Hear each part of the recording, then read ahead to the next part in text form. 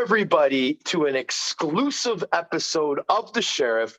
Guys, today we actually have a Father's Day Sheriff podcast special. Now, ladies and gentlemen, hockey is a sport that truly takes a family effort and commitment. Most situations involves a loving father who wants the best for his son or daughter, and of course the player who just wants to show dad his new moves in practice and how he can apply that to a game.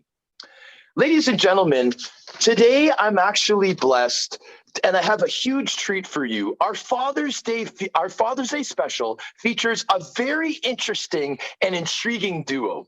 In fact, ladies and gentlemen, I believe the son is the most entertaining tough guy, as well as the biggest character in hockey that this planet has ever seen. His father, who made it all possible, is also with us and will give us insight into his journey, as well as insight into raising the man that we call Nasty. Introducing to you first, he is an incredibly educated man, great role model, and even better grandfather. The creator and head of the family, the father that we call the father of the man that we call Nasty. Ladies and gentlemen, without further ado, Mr. Gary Mirasty, how are you doing today, my friend? I'm doing really good. Thank you for having me on the show. Tapos miyasan kapito teo notes nanashkaman egomina ni sigasan Gary Mirasty. I just wanted to share a little bit of my Cree language with you guys and introduce myself and say thanks for having me on the show. Well, I'll tell you one thing, Mr. Mirasty, I really appreciate all of that. And if you don't mind, I would love to touch up on a lot of the cultural stuff that we're going to get into today. And I just appreciate that I'm able to speak to such a highly educated person and so culturally rich as you are, my friend. So you know what, Gary, you are so interested that I actually have partially forgotten about one of the most entertaining men on this planet. So, ladies and gentlemen, introducing to you second. As I've said before, I believe this is the toughest man in the 1982 age group. He has played pro hockey in 3 different countries, ladies and gentlemen, over 250 games in the AHL and ECHL. He is a true LNAH legend and recent AJ Galante Ice Wars Legends Hall of Fame inductee. Ladies and gentlemen, without further ado, Mr. John Nasty Mirasty, how are you doing today, my man? Doing awesome, Sean. Thanks for having me. It's going to be an exciting one. Well, dude, I appreciate you coming on, and I'll tell you a couple different reasons, Mr. John Mirasty. First of all, dude, I'm going to have to maybe be an agent for a modeling person. And you know who that person is? Mr. John Mirasty, because, bro, you are modeling this swag right here. Let's talk about it a little bit. Now, right off the hop, I noticed the hoodie, right? So we got the Sorel hoodie. Now, here's my question for you, Nasty. Can you pronounce the name properly, like how the Quebecois men them do? I don't know. Maybe a Piviers? Say it again. Piviers? I don't know. It's I thought it was the Pervers, like a different way of saying it. I don't know, to be honest. Regardless of that, this is the LNAH team in Sorel Tracy, where Mr. John Mirasty. I just like because it says Indian. There you go, bro. There you go. And man, I can't wait to get into some of these topics. Now, okay, just because you mentioned it, this is one topic I want to get into right away that I want to ask you and your father. So now, Johnny, we had a discussion in Enoch, where you were telling me, we were talking about the whole, tribe doing this, that type of song in the Syracuse arena, where you had, I don't even know what it sat, bro. What, 5, 6, 7, 8,000 screaming. 8,000. How much was it, Johnny? It was about 8,000. Okay, so 8,000, and I'm not lying, ladies and gentlemen, every single person was cheering on Mr. John Mirasty, but they were doing a chant. Now, John, what I want to talk about is some of the leaders from back home they kind of questioned it at first. And I want you to explain to the listeners and viewers how you explained it to them of what these fans were doing, how they were supporting you, and how you were proud that they were doing that, because it was an incredible story that you told me in Inuk, my man. Yeah, no, I just find that, I'm a little old school, and I feel that feelings get hurt too much nowadays. They're trying to change the Edmonton Eskimos, the Chicago Blackhawks. Well, they did change the Eskimos. Yeah, Yeah. I think that's all bullshit, to be honest. I'm proud of being First Nations, Indian, Aboriginal, Indigenous, whatever you want to call it. I don't really care. I'm proud of where I came from. And like I said, when those people were doing it, they weren't doing it out of disrespect. They were doing it out of pride, backing me up. So I did reach out, I think a few of the leaders in the New York area were a little concerned about it. And I know, so the team asked if I would go, because they didn't want to kibosh it, right? So I went out and spoke to a few of the leaders and explained to them, I come from a First Nation tribe as well, and I felt that it was, in support. They weren't there to put us down, and if anything, I was probably one of the most popular players to play in that city, and by far, and they welcomed me. So for me, it wasn't an issue at all. I just feel the way our world's going now, they're changing everything when they should just leave it the way it is. 100%. Gary Mirasty, can I get your opinion on this? Like, you obviously must have talked to John about it, during the time leading up to it.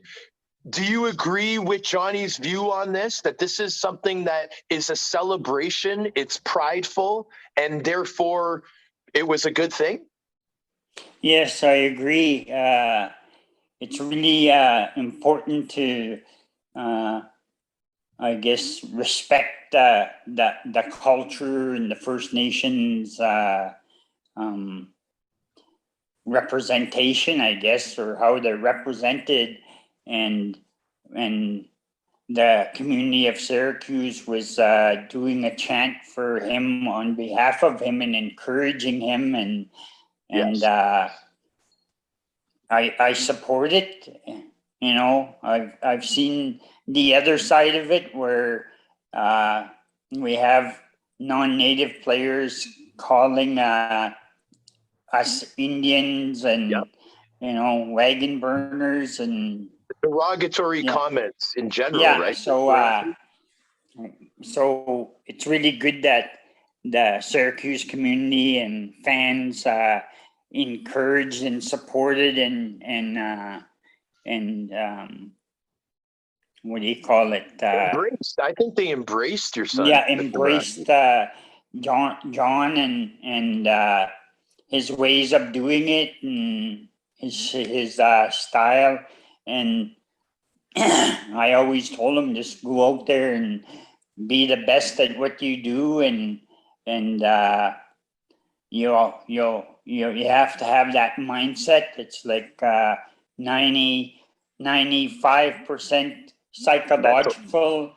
When you're going out there, you have to have that mindset that you're the best at what you do, and that's basically how I talked to my son and raised him, and that's how I was raised by my dad. And practice makes perfect. You gotta keep doing it, and the work ethic, the goal setting, and all that's really important to achieving your goal of being the best at whatever you do and everything you do. Yes, absolutely, Mr. Mirasty. And thank you so much for sharing that. Like, trust me, I appreciate it so much. Can you notice that I'm on the edge of my seat listening to you, sir? Like, it's unbelievable. And I really do appreciate it. That was a lot of insight, a lot of personal stuff. And at the Sheriff Podcast, we're raw and we're personable. So I absolutely love it. Now, let me add a little bit to that. There's some key things, sir, that I heard you say there. Now, first of all, I just want to backtrack a little bit. I want to tell the listeners that the trip that I had to Inuk, Alberta, not only was it a life-changing event for me, being my first pay-per-view, being able to host the Ice Wars, where Johnny was a celebrity judge, and he was also inducted into the Legends Hall of Fame that AJ Galante put together, recognizing some of the all-time greatest tough guys. Now, ladies and gentlemen, and I got an opportunity to meet John Mirasty's father on this trip. We were able to eat a couple meals together, you know, as the big families were all there, and I really got a chance to talk to him one-on-one. Now, the one thing I heard you say, sir, that I was most moved by was when you were telling me about John. Now correct me here. Was one of or was the first to leave the reserve to do something like he did? Can you correct me and elaborate on that a little bit, sir? Because I know you are extremely proud of that. Of when I left? No, of Johnny. I'm going to get into you right after because you know what? I can't wait to talk about the schooling and all that. But when Johnny left, though, was that not like a historical thing? Yeah, it was kind of put him as a leader amongst his the Aboriginal youth on the reservation here. We live on Flying Dust Cree Reservation. We're Cree Indians, and yes. Can you say that again, Gary? Can you say that again? Because that's the proper name of the territory, right? Of the reserve. Can you say that again? Like what it is? Yeah, it's in Cree we say Kopowakanam, and that means flying dust. The dust is flying as you're running or walking, and so we're Cree Indians from the Cree tribe. We're Plains Cree and Woodland Cree Indians, and we're in. You're in the highest regard. That's what we call ourselves, and in the Cree language, we as Indian people we call ourselves Nehiliak, Nehio. That means Aboriginal or Indian. Yeah, so that's our tribe, and it's the Flying Dust Cree Nation that we're from. So now, and thank you again. Johnny, I have some key questions for your father, but just before I get into that, dude, when you hear your dad talking about it and how proudly he sounds to explain it, what does that mean to you, my man, hearing this right now? I think it's the way we were raised. You know, my grandfather, Frank Mirasty, late grandfather, you know, he was a good leader as well. He was actually, I think, the longest serving chief of my community. Flying Dust First Nation. So he was a natural leader. And I think what my dad passed on to me is what my grandpa passed on to him, to be very proud of where we come from. You know, my grandpa has a wonderful story. Too bad he's not still here to share with us. You know, he's endured everything. You know, you hear about the residential schools and all the terrible things that he endured, you know, but to see him succeed at the end of his life and, well, even, you know, at an early part of his life, you know, being pretty much an orphan at the age of 5 and taken away and, you know, beaten to speak his language. He endured a lot. You know, he snuck away, I think even a little younger than he was supposed to go to war in Germany. You know, so he obviously set the standards high for us. And, you know, I think the biggest thing that I'm proud of is his leadership skills, you know, with Flying Dust. And then he, you know, passed it on to my dad at the same time. And, you know, my dad played a big role in my success, you know, so I think we were two completely different players. You know, my dad was more of a skilled, talented player, and you know, I was that till a certain age, and then, you know, it kind of took off from there. So, yeah, it was, you know, they both played partial parts in my life, that's for sure. And you know, if it wasn't for my dad or my grandpa, I don't think I would have been where I was. Well, I mean, I absolutely love it, John. I love it. I love seeing how proud you are to talk about it. But even more importantly, I just love what you're saying, dude. I love this history. I'm a big history buff. I find this amazing, and I appreciate you touching up on a couple of those topics, because Gary, what I wanted to talk about was one of the most proud things that I learned about you was the role that you had in the whole residential school aftermath and getting that corrected. Do you mind talking a little bit about that? Yeah, sure, I can do that. Well, I guess as Indian people, we have a hard time tracking down our history. Like white people can trace their history lineage back to the kings and queens and castles in Europe. But Indians, they didn't have the pen and paper, and their stories and history was passed down through oral tradition, through storytelling. So then we go back and I try to trace my family history. Who was my great-grandfather was Basil Mirasty, who signed Treaty Number 6 for the Flying Dutch First Nation on my dad's side. And then my mom's side, we are descendants of the great chief Palm Maker from the Palm Maker Cree Nation, who signed treaty on behalf of the Palm Maker Cree Nation. So, and then my dad ended up being a chief. So those leadership skills and history go back to my great grandfathers, and so we were able to do that. And then in the 1800s, late like 1880, and then in the 1900s, they started making Indian residential schools. So what they would do is they would, their policy was to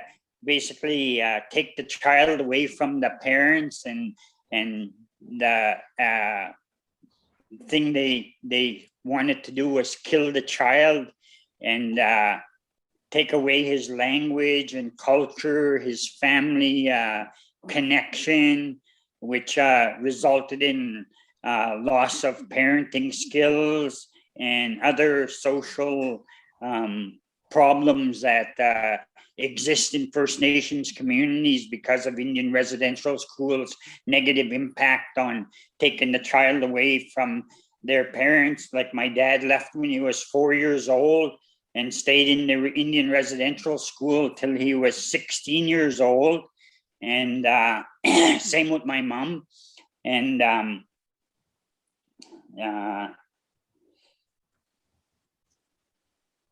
like my dad, he was involved with going to the residential schools after he was done. He did some work for some white farmers on the farm, and then when he was like 18, he joined the Canadian Army and went to Germany and was stationed over there for like four years. He was in there during the Korean War, and wow.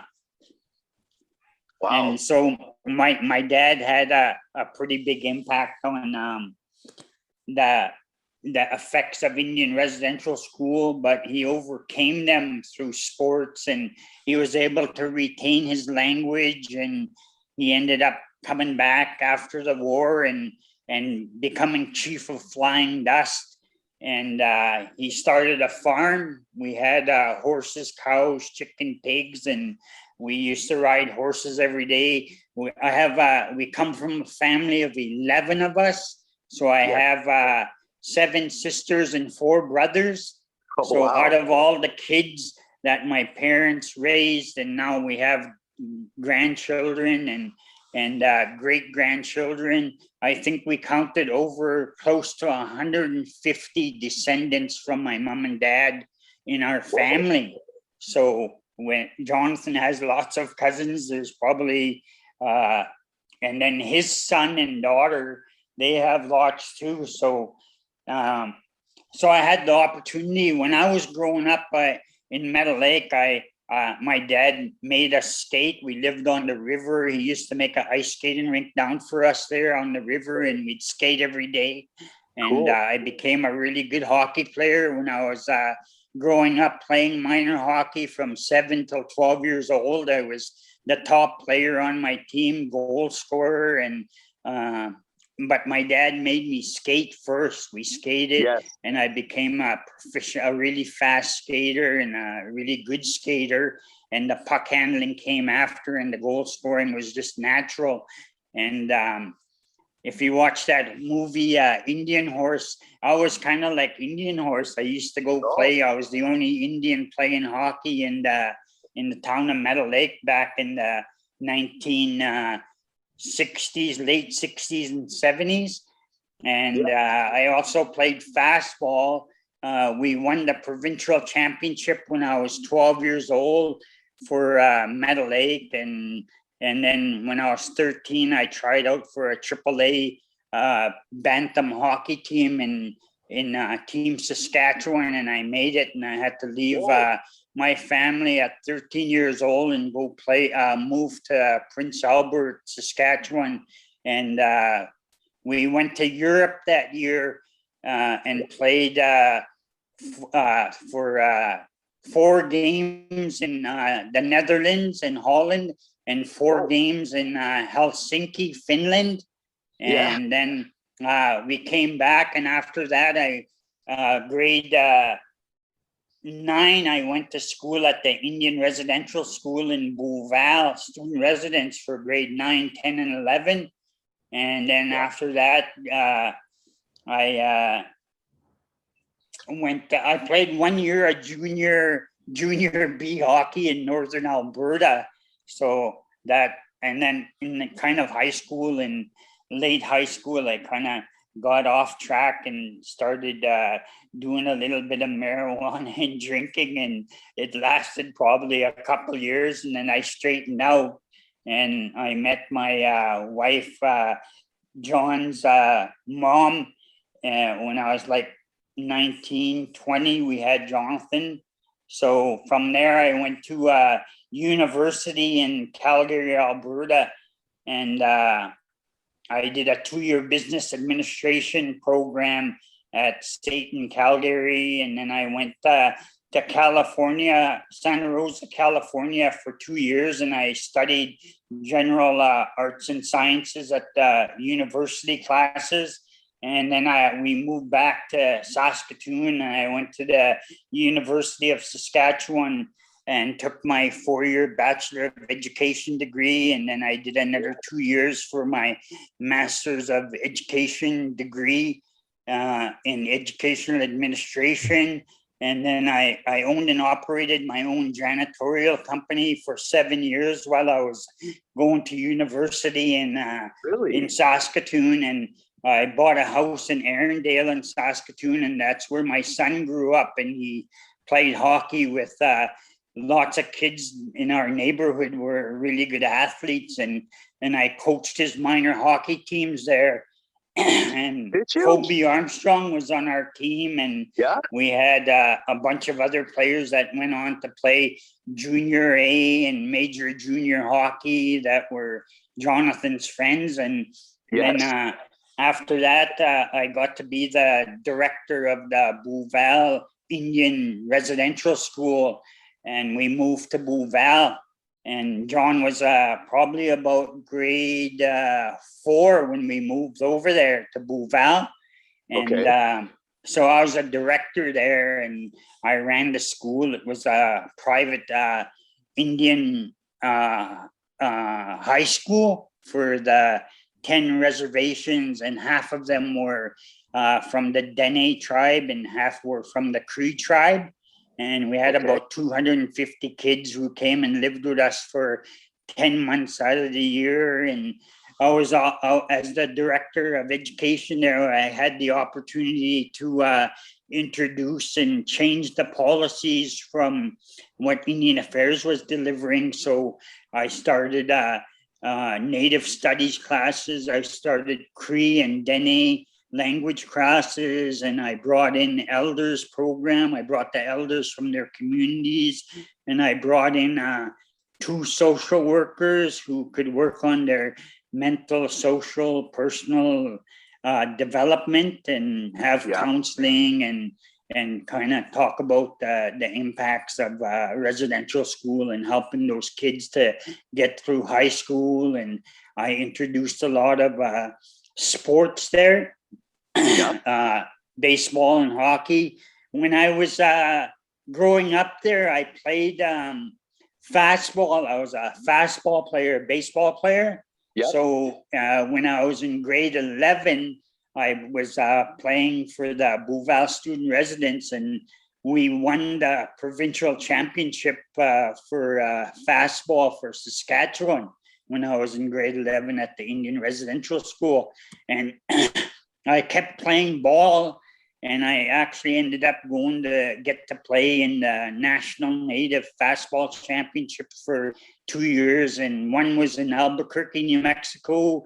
There were like 40 teams there, and we got 4th place. And then the next year I played in Oklahoma, the state of Oklahoma, Oklahoma City, and we got 5th place out of 40 teams. And I played a really high level of competitive fastball and hockey, and broomball. And we grew up riding horses, and Jonathan was really little, and we ended up raising him up to be a cowboy. He was on horses when he was really small. And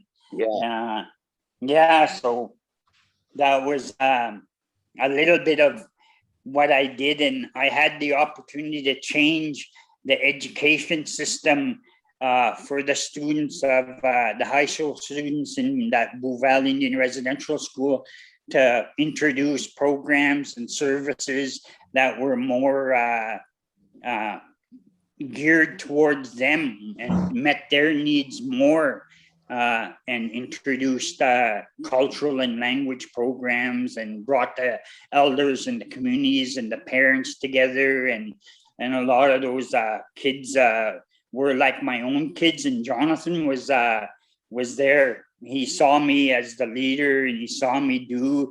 I had like about 50 employees underneath me, and there were 4 different departments. There were the school staff at the school, and then I had a cooking staff, and I had childcare workers, social working staff, and the phys ed teacher used to get mad at me because I had the keys to all the buildings, and I would go into the gym and I would let Jonathan skate with his rollerblades there and bring his friends, and they would have hockey games.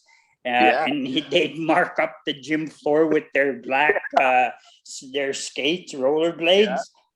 So Jonathan was on the ice all the time, and I raised him up to be a goal scorer, and he used to be a puck hog and take the puck all the time. And I tell him, don't pass it, just go and shoot and score. And he was probably one of the best players right growing up, all the way until he was right into midgets. He was the top player on his team every time in our area.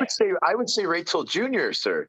Like, and hey, Gary, I'm going to let you continue, but I just want to add a little bit to what you're saying, because I really, really like it. Now, one thing, this is a perfect situation to bring it up too. One situation that I always have to repeat is I have to explain to people that when you make professional hockey, like your son had an incredible professional hockey career, right? The fact that he was able to play, like, let's say the AHL, let's talk about the American Hockey League. He had a long career in the American Hockey League, is a legend for the Syracuse Crunch, okay? So now, Johnny being able to just practice every day with guys that 10 of them could be in the NHL at any time. The other 10 just can't because they just don't have enough experience, but they will in the next few months. So to be able to be pace by pace, like, you have to understand, and like, I know Johnny's listening, like, you could jump in anytime, John, but when we did battle drills in the AHL, just to be able to hang in the battle drills, because you're going to go against like a guy on the first line, you're probably going to go against one of the guys in the top pairing of the defensemen, and let's say it's a drill where the puck just throws the coach just throws the puck in the corner, and 2 guys got to battle for it, they got to protect it, and they got to try to score, and the whistle ain't blowing until somebody scores. You know what I'm saying, Johnny? And we would have to go, like, you're going against what, Konopka, you're going against like all these different people that are NHL players, and like, you know what I mean? And Mr. Mirasty, so what I try to tell fans is like, funny story about Konopka was he was one of the best face-off men in the NHL, and I used to beat all the time. I was his practice guy. Yeah, buddy, trust me. Yeah, man, I bet you're really good at face-offs. But John, I know I was blabbering on for a bit, but the point that I was trying to make is that You have to be an incredibly good and skilled hockey player to play at any pro level. Never mind the American Hockey League, bro. You know what I'm saying? Yeah. So when Gary's like, yeah, you know, he was the best player until this age, like I agree. All of us that played pro, we were all the best where we came from. You were the best, John. And the only reason why you had to alter your game is because you knew that if you took up that role, that you would be able to play at the highest level. And that's why you did it. I know you love it too, but trust me, John, would you rather have been a first line center that scored 50 goals every game, or would you rather have been the guy that had led his team in penalty minutes every game? You tell me. Probably not going to believe me, but I love my role. Hey, man, I know that you do. I know that you do. But I'm just saying, like, okay, so like your daughters, for example, would you rather show them that you scored 50? You know what I mean? 50 goals a year. Like, trust me, you're a hero. You're a hero. You're the greatest novelty I think there's ever been in Quebec. You know what I'm saying? The Syracuse Crunch era, Johnny, and I am watching the Times, so don't worry. The Syracuse Crunch era, to me, because we both know Sugar so well, to me, it's like such a cool thing to tell because, dude, Brandon Sugden was my rival for 3 years in a row before you got to Syracuse, okay? I thought that Sugden took it to the next level as far as his fan base, as far as like how much the crowd just loved him. His name was Sugar. Like, he's the man, right? Yeah. Ladies and gentlemen, there's very good situations and then there's incredible situations. When John Nasty Mirasty came to Syracuse, Johnny, I don't know how you did it, but it even went to another level, okay? Yeah. Because, and then to add on that, there's that team that you had behind you the one year. Yeah. You guys are winning like, what, 30 games in a row? You're beating everybody up. Johnny's the main attraction. It's pretty cool stuff, man.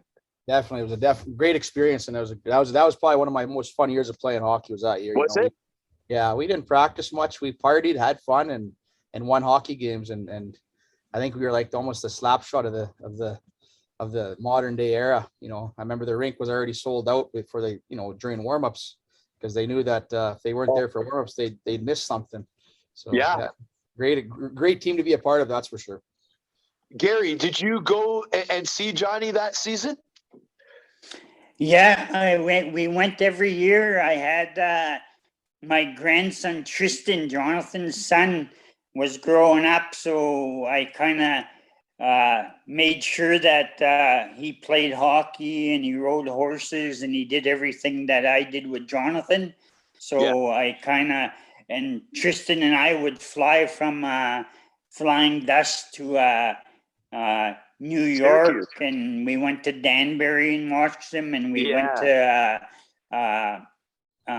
Syracuse for Christmas, and we'd go as often as I could, and I'd take my grandson all over the place. And for him at like 4 years old to go on the ice with the NHL hockey players that were future NHL hockey players, and they're in the AHL, and for him to go into the dressing room and to get that atmosphere and that feeling of being in that kind of environment, it helped to develop his character and his ability to be successful in life. And so I'm really thankful I had the opportunity to raise my son and help raise my grandson Tristan, and now my granddaughters. I do stuff with them, and I always hug them when I see them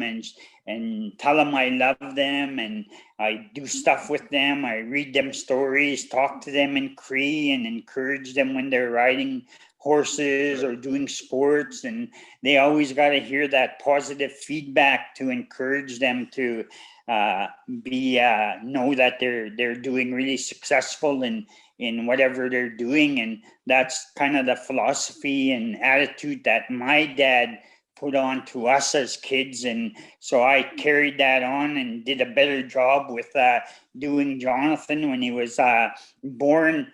I was in college in Calgary, so when I come and seen him, and I lifted him up for the first time and lifted him up to the sky towards the Creator in the heavens, and I asked the Creator God to help me raise my son and to be the best dad that I could be, and that I was going to raise him to be good at everything he does and be the best at what he does, and show him all the love and attention. And I only had one son, so I was able to put almost 100% of my time towards him. And I spent all that time with him, teaching him to do all sports and be raised up around horses. He's now an expert horseman. He's an equine therapy business owner, and he's raised horses. And so my dad raised horses. My dad gave my son a horse when he was 8 years old, and that's how Jonathan started his herd and his horse herd when he was 8 years old at the Little Eagle Ranch we lived. That's what it's called. And just one other story I wanted to share was when I went to Beauval and we left Saskatoon when my son was in grade 4. He had to go to school across at the village school with the Métis kids. So we were treaties and they were Métis, and the treaties and Métis didn't really get along good. Okay. And because Jonathan was a newcomer to the school, and he was an outgoing, athletic kid and kind of popular and really good at what he did, the older kids in grade 5 bullied him. And he got bullied. So I told the teacher and the principal to deal with it, and they never dealt with it. So by Christmas time, I had to move Jonathan to the Little Eagle Ranch to be raised by my grandma and grandpa. And so then in grade 5, I put him in Taekwondo. In grade 6, he was in boxing. Grade 6, 7, 8, and 9, he was in boxing, and he became the champion at his division. He was the bronze gloves, silver gloves, and golden gloves, and the Western Canadian champion when he was in grade 7. And they had a demonstration sport at the Indian Winter Games, and Jonathan was playing hockey. I think it was about Adams. And after the hockey game, he had to go straight to the boxing arena, and he boxed, and he won his fight there. And so, and when I used to take him to go play in tournaments, I would get him to play in the bantam division. Then he'd also play in the peewee division. He was a peewee, but I always got him on 2 teams. So he played about 4 games a day, and that's how we spent our weekends, going to tournaments and letting him play 2 different divisions. So he was always playing with older kids. And I coached him too, and I took him out lots. So I just wanted to share that. That's how. I didn't want him to get bullied, so that's why I put him in boxing and Taekwondo, and I didn't realize it would turn out to make him an enforcer. And there was a bully in grade. He might have been 12 years old, and there was this bully kicking his tires. He had a flat tire on his bike, and he was walking it through the village on the reservation. And this one guy was a bully, and he was kicking John's tire. And I was driving by in my truck on the highway, and he was walking on the sidewalk. And so I stopped, and I was watching it. And that guy kept kicking his tire and throwing his bike down. So I jumped out of my truck and I said, "Jonathan, fight that guy right now." So they had a fight, and John beat the shit out of him there. And that bully never did that again. And then when he was like 15, he was playing in an Indian hockey tournament, and one of these older 20-year-old guys come and checked him from behind and hit him into the boards there. And wow. I just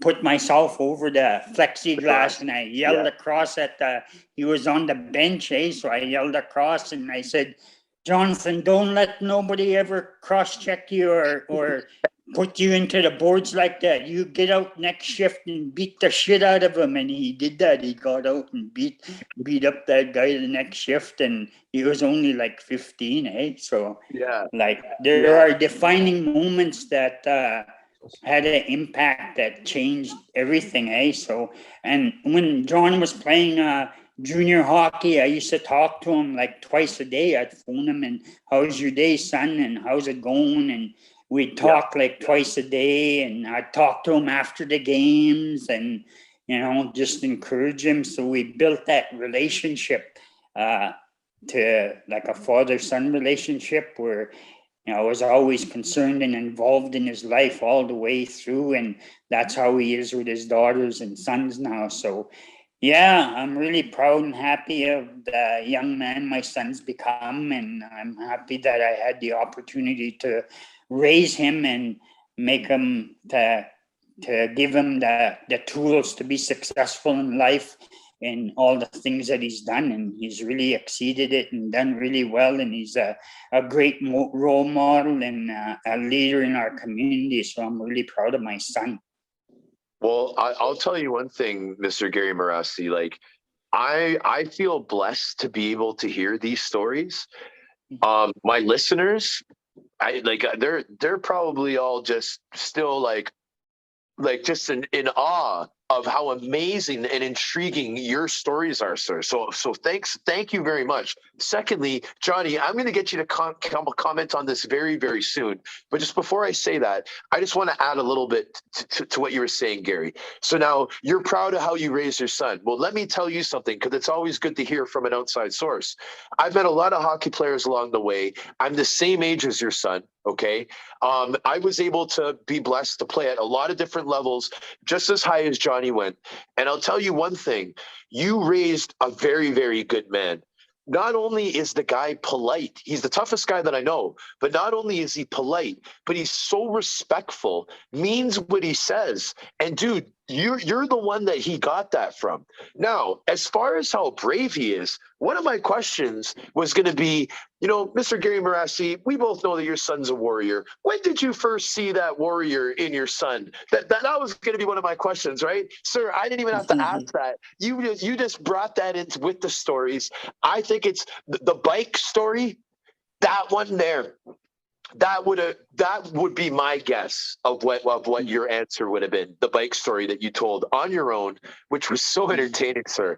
Johnny, okay, I got to ask Johnny before anything else. Johnny, do you remember the bike day? Do you remember that day? I don't remember. You don't remember it, eh? I don't remember 75% of my flights. I've been in way too many. Okay, Johnny, how does that make you feel? Like hearing your father say these things, brother, like you deserve it, you earned it. But like, what does it mean to you to know that your dad is that big of a supporter of you, bro?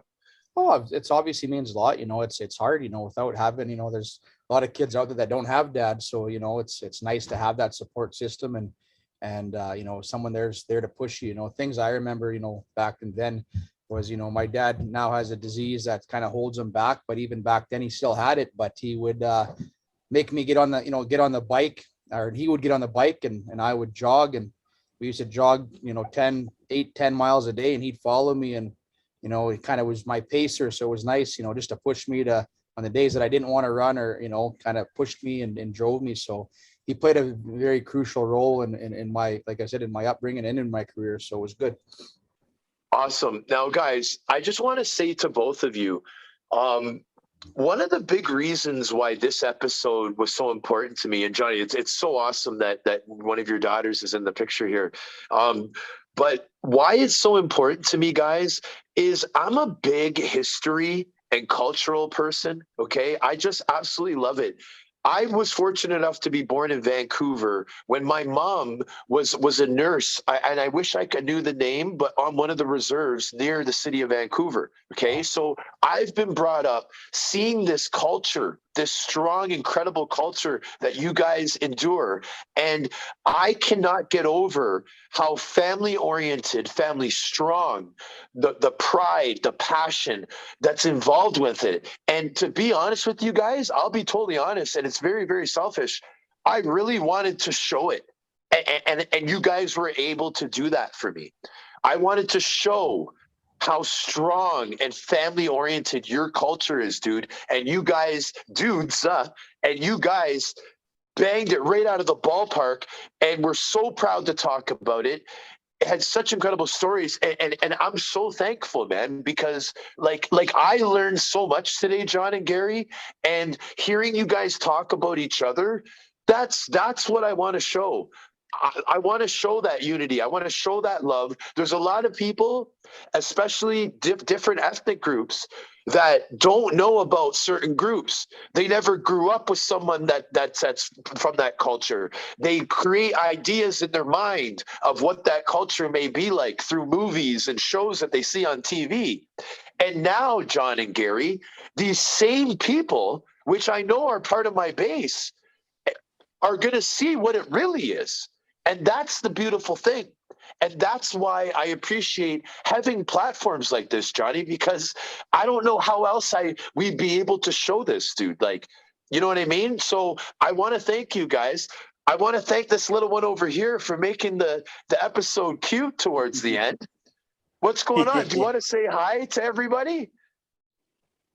Say hi. Yeah, hey, the smile's good enough. That's my baby girl. Hey, so listen, Gary. This is the thing. What I was going to say to your granddaughter there was I was going to say, tell mommy that it's my fault. I'm very sorry because I know we're like 10 minutes over the limit, and I'm being selfish because this was like a once in a lifetime opportunity for me to be able to get John Nasty Mirasty and Gary Mirasty in the same episode, a Father's Day special. It's beyond words, guys. And like, if you guys were there, I'd be hugging you and squeezing you, and you guys would be like, Jesus, Sheriff, get away from me. And I'd be like, guys, I just appreciate it so much. I'm sorry that I'm annoying, and it's all love. It's all for the better good. And Gary, you have no idea how good of a storyteller you are, buddy. I'm sure people tell you all the time, but I got to tell you one more time. And I just want to say thanks to both of you. God bless you guys, man. Thanks, Sean. Yeah. Thanks for having us. Thank you. Yeah, man. Yeah. So listen, I'd like to do this again. We'll definitely talk. Johnny, I know Ice Wars, we're making some announcements soon. I've been hearing August 6th back in River Cree Resort and Casino. I don't know if you've heard the same, buddy, but it's getting pretty exciting, dude. We're getting some serious trash talk going on in the group chats and the comments on social media. I love it. I think it's great for the company. We're embracing these characters, dude. I know that Amesbury has a little bit to say about the different divisions. And that's fair enough. Everyone has their thing to say. And you know what? Amesbury has points. I'm sure things will get figured out. I know that Parker wants another shot at Amesbury, and he's letting it be known right now. Amesbury's playing it pretty cool to this point. You know what I mean? He is the champ. He can't get too fired up.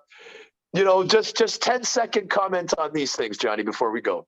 I ain't gonna lie. That was the one fight that I think Amesbury we might have even made the wrong decision on. Well, hey, guys, the drama continues with Ice Wars International. I called it the fight of the night. I believe that the Parker Amesbury fight was the fight of the night. I don't think it was a wrong decision, but I do believe that after the second round, it could have went either way. Yeah, it was That's hard. what I believe. I believe Parker could have won. I can't remember the exact fight, but I think that was the one that the second round. Even after the overtime round, I was like, I almost wanted him to go again, but you couldn't, right? So yeah, imagine that, a fourth round. But see, this is the thing. Amesbury was named victorious. I agree with that decision. Okay, but what I'm saying is that after the second round, it could have went either way, and that's why we had to do a third round. So this is very interesting. Mr. Parker, I have a lot of respect for him. He wants another shot. Mr. Amesbury has earned incredible respect from me, and he's the king of the ring. So you got to respect them both. I just love the entertainment. I love the camaraderie in different aspects. And here we go, man. Ice Wars. It's a new thing. It's a new combat sport, ladies and gentlemen. Check it out. If you haven't watched it yet, check it out on Fight TV. we're doing it. Be a good one, next one to go to. That's for sure. Definitely. Okay, guys, so we're going to wrap this up right now. Gary, again, brother, thank you so much. I'm looking at your beautiful granddaughter, your amazing son, and congratulations. You have a lot to be proud of, my man. Thank you for being part of this Father Day special. Thank you so much, Mr. Gary Mirasty. Yes, thank you for having me. I appreciate that. Awesome. Johnny, I'll talk to you soon. And ladies and gentlemen, we're going to sign off here. Sounds good, my friend. Take care.